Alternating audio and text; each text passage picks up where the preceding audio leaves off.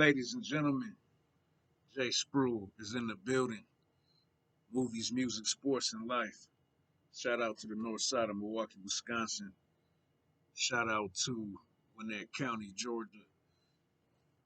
The north side of Atlanta, Georgia. Hey, I wrote 13 notes, so let's try to get this done in 13 minutes. So, no spoiler alert. We know what happened. We will address what happened because that's number 13 of my notes. So, let's get into this, man. Number one, the cross color shirt. For all of my people who are 35 and older, you have to appreciate both the music and the fashion that Raising Kanan is presenting us. And seeing Kanan wear the cross color shirt, I have no idea where they were able to find something from 1991, but that was kind of cool. It was a very nice dinner that they took them on. And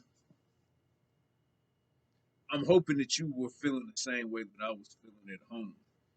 It, it's a little bit unsettling how normal of a kid Kanan is, how respectful he is, how he's kind of a nice guy. He's funny and he's just very respectful. Not only, it seems like he disrespects his mother when it comes to street stuff, but in terms of regular life, he's very respectful to his mom. He's very respectful to Davina. But if you really think about 50 Cent, man, you get paid in rap music to call women bees, call them hoes, thoughts, and to act like every black man you see, I'm ready to kill you for stepping on my shoes. But famously, the rapper Future from Atlanta, he has two albums, mixtapes, whatever you want to call them. One is called Dirty Sprite Part 1. The other one is called Dirty Sprite Part 2. Future said he doesn't even drink lean. He doesn't even sip lean. He said it's just a vibe. So, 50 Cent's son went to a private, expensive private school in Atlanta, played on the basketball team. He wasn't that great, real short. But I just say that to say, don't let these rappers and actors, whoever, hypnotize your kids. While the rappers themselves, their kids are going to private school, getting the best education possible, and they rapping to you about sipping lean and they don't even do it themselves. But I say all that to say, if you remember when the dude ran up on 50 trying to get a record deal, telling 50 to check out his Instagram, and 50 didn't understand, what are you getting out of this? You don't have music on Instagram. It don't make any sense. You see you interrupting me. He was literally on a date, like holding hands, walking. And I don't even think this particular young lady was even famous. She wasn't even a celebrity. So, and there was a few females. I think the white female Chelsea mentioned it. I want to say Vivica said it too. I could be wrong, but there's a lot of females that says that 50 is real funny and he is a straight up gentleman. So I say it's a little unsettling to see how polite and considerate Kanan is, with the stuff, because I think all of us at home are waiting to see, well, when does when do they flip the switch? When does he turn into this monster? Because when he's adult Kanan, outside of him showing love for Tariq and sparing Tariq's life by killing Jukebox because she wasn't listening when she said she wanted to kill Tariq, we don't see very much compassion.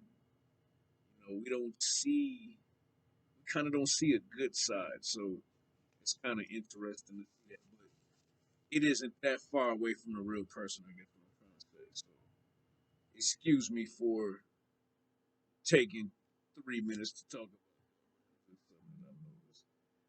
Um,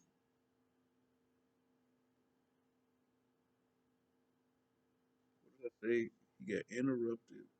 Oh yeah, she didn't want to give up on Kanan being her baby. That was something I noticed when she was telling Symphony that Kanan was calling this young lady his girl. Yeah, Rock was as hard as she is on him. sh you can tell she's very protective and she has a fear of letting Kanan go and become a young man. You know, I'm not a parent yet. I did have a stepdaughter that I raised at one point, but I can't I can't get into the mindset of a parent that is afraid to see their child become independent and become an adult. I can't really get into the mindset. Maybe there's some form of mortality. Maybe there's something within us as a human being that feels like once my child becomes an adult on their own and don't need me, I'm gonna die. That's almost I can't think of another way to describe it. That's what it seemed like Raquel was saying is that if Kanan becomes a man, I'm gonna die. I don't know why some parents. So as he's taking Davina home, Davina very explicit about the lyrics. It's a famous song. So it's one thing 50 to be in the audience for Kanan, excuse me, for Kanan to be in the audience like, hey, there's something weird about these lyrics. Something isn't right about these lyrics. It's one thing for Kanan to do it, but Davina, I don't even remember seeing Davina at the showcase. And maybe if she heard the song on the radio or something, but she was like, yeah, what did she say? $1 and 2 dimes, 1 nickel, or $1 and 2 4 quarters and 2 dimes. She was like, no, that equals up to 120. Like they talking about the man that I was in love with. And then Kanan tried to explain it off. Those are just song lyrics. That's just fantasy. Besides, Famous doesn't even live that life. He isn't in that life. And she, hey man, you talking about explicit. She didn't bat her eyes. She didn't hesitate. She said, yeah, but you are. So it sounds like she's saying, I'm starting to put the picture together that you were there. And she might even be starting to paint the picture. I feel like a fool because I've been sleeping with the guy who killed my boyfriend. And then he's lying to me about it, saying that he didn't do it. So I thought that was kind of deep. All right, what I got for number 6? That says, Unique got a new hustle. Okay. So they have a business meeting, and it's so funny when drug dealers have business meetings just like us teachers in the education field, social workers, whatever you are. It's so funny that they're doing something illegal, still have a meeting to discuss it, like real regular business. And I can't remember. I think it was Rock. It was either Rock or Unique. I mean, it was either Rock or Lulu who said, "Yeah, Unique got a new hustle somewhere with the gas stations on this side of town. and it's doing all right. And of course, Marvin got to be tensing up to hear that because here they are thinking that they getting word on the streets that their main competition is doing a new hustle and is doing well. And when you hear the report about how their blocks and corners are doing, their blocks and corners aren't doing so well, Rock will kill Marvin. If our street business is struggling right now, and I come to find out that the new product or the new people that's pushing drugs by the gas station is you, my employee. So that was interesting. Um, oh, when Kanan tells the older guys in the trap house, "You here because of me. That was my idea. Do you know who I am?" My first instinct is, okay, they're grown men, but they can't buck at Kanan because of Rock. Similar to how Scrappy had to explain to Rock, "Hey, I know that's your son. I know that I fought your son. I know ordinarily you would kill me for fighting your son. But your son disrespected me without me doing anything to him, and he did it in front of my crew." Basically telling Rock, "You know the rules to that situation. I had to represent." And so she didn't discipline him. She knew that her son was protocol. Um, but yeah, but when I was thinking about it more, them dudes didn't have to listen to Kanan. They should have waited for Marv, like he said, because this isn't Rock's operation. I don't even know if those dudes that work for Marvin even know Rock. So they should have told him no. Um, Number 8, my note is I call it the Laverne. Um, it really says something that everybody knows. This pretty young lady as Cuba, and Nicole met her through singing. In the school program situation. So she calls her Laverne. And wrote Laverne with the little cute little hearts and stuff on the card. And that's really saying something that there's somebody that can call her by her government name. And then Juke isn't going to correct her. They know you call me Jukebox because she really doesn't want to bring Cole into that street world where they know her as Jukebox. So I thought that was interesting. At the boxing match, the boxing match was interesting, but Plug said, "I think this has been a good conversation. We'll take it up another time. We'll finish it another time."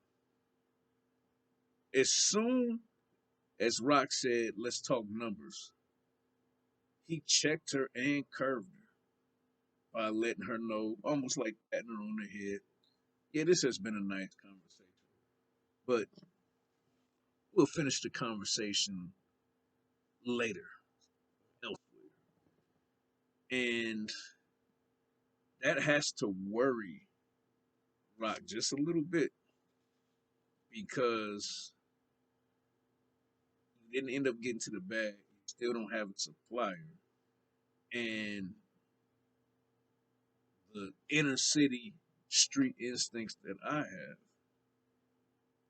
is that new plug knows something. He knows something that he's not telling Rock. And either he's gonna decline becoming her new supplier, distributor, or he's going to tell her the information that he knows. He's gonna let her know, "I am not doing business with you and your crew/organization until you take care So yeah, she looked very disappointed. Um, Note number 10, neutral grounds.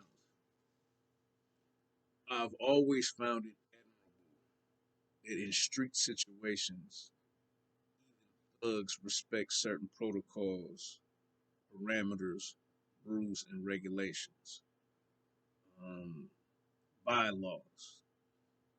So when Unique ran up on Lulu, I forget the name of the diner, forgive me, but when they're at the diner, I'm gonna just call it Mel's Diner. You know, I don't know why I thought of Mel's Diner. That's just what I'm gonna call it. I know that's not the name. He said, "Hey, Mel's Diner is neutral grounds. It has been for years. You know that." And then he says, "Hey, I'm not coming here to shoot you, brother. I understand the rules. I just want to talk." And Lulu goes to eat his sandwich, and he basically tries to get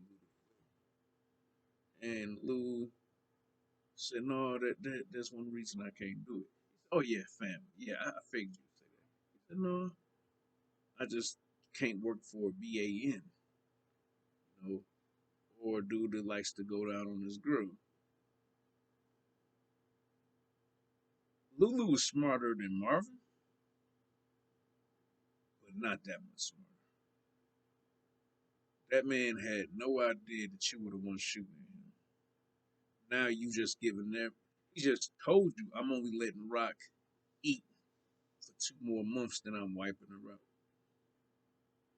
Now you've given them, as we used to say in my former high school days of being a high school basketball player and a high school football player, bulletin board material. You said something that's gonna make your come at you even harder or be more determined to destroy you. That wasn't smart, Lulu. That's something Marvin would have done. So I don't understand why he went there. But be that as it may, he did he did go for the gun. I forget the guy's name, but Unique Soldier went for the gun, and without saying a word, it's like fall back. Like you have to respect the rules and parameters that have been established by gangsters, drug dealers, that we don't do that in this particular restaurant. So he had to remind him. My 12th note, I ain't Marvin Juke. Um, that made me tear up a little bit. Like I said, I'm not a cheerleader for the lifestyle, especially be due to our situation as black men and black women in America. I believe that we're under attack, so therefore, I think production is essential.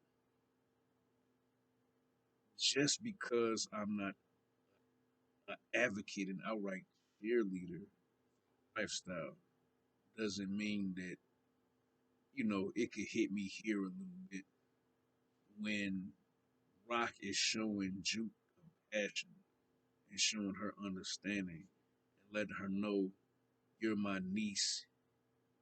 Even if you are gay, I still love you." And just like me, you guys probably when as soon as she told Rock she had somebody special, Rock knew immediately that it wasn't a boy. Like she been. So. And then, okay, so now my final note. So we're gonna close this out at 20 minutes. Uh Nicole dies. And I didn't mention it that when she put that note in her book bag that said Laverne, that she took one of the Mo Better Blues, the valves, the plastic blue top caps that had the crack cocaine in it. And not only did Nicole take it and didn't tell you she took it, when you saw her in her bedroom, they haven't been showing us what she's been doing. Yeah, she knew how to light that thing up like she has been doing it for months. And as far as we know, she just touched the stuff a couple weeks ago and just dropped dead, which also goes to a saying that I failed to mention that when they were objecting at the trap house to what Kanan wanted to do, it was adding what they call more, to the crack. But whatever this cut was, it was supposed to be really strong and keep him coming back. And they got some wrong information. 'Cause ain't no coming back from the dead, at least not physically. And whatever, you know, they was cutting their product with,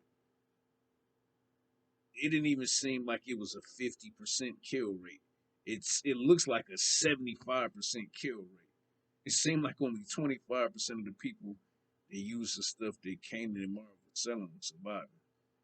And that's no good on the streets.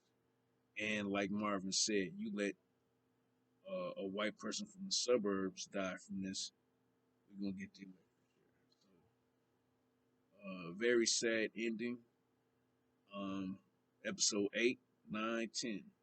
So now we getting into the tail end of it, man. Only 3 episodes left after this, but good episode. Let me know in the comments below or theories of anything that I said or anything that you can bring to the table that you thought of that you want to mention. Mention it here. Movies, music, sports, and life.